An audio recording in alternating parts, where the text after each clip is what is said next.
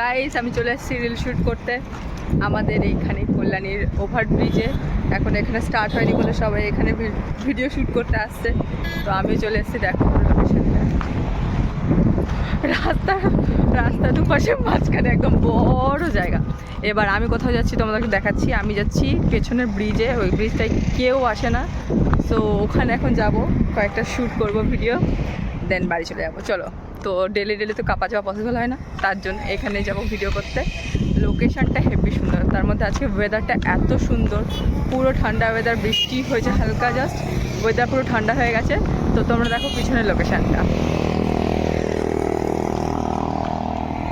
So দেখতেই পারছো লোকেশনটা। এইখানে পুরো মানে মাঝখানটা পুরো ফাঁকা, এই সাইডে রোড, ওই সাইডে রোড, আর আমরা যাব ব্রিজে। সো ওই ব্রিজে গিয়ে আমরা ভিডিও শ্যুট করবো। আজকে ওয়েদারটা দেখতেই পারছো, পুরো ঠান্ডা ঠান্ডা ওয়েদার। সো চলো যাওয়া যাক।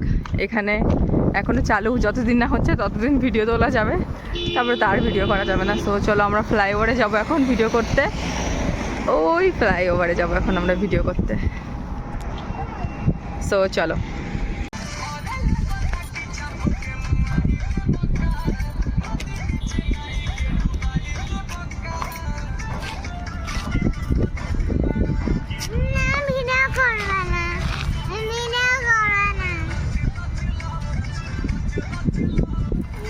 হয়ে গেছে।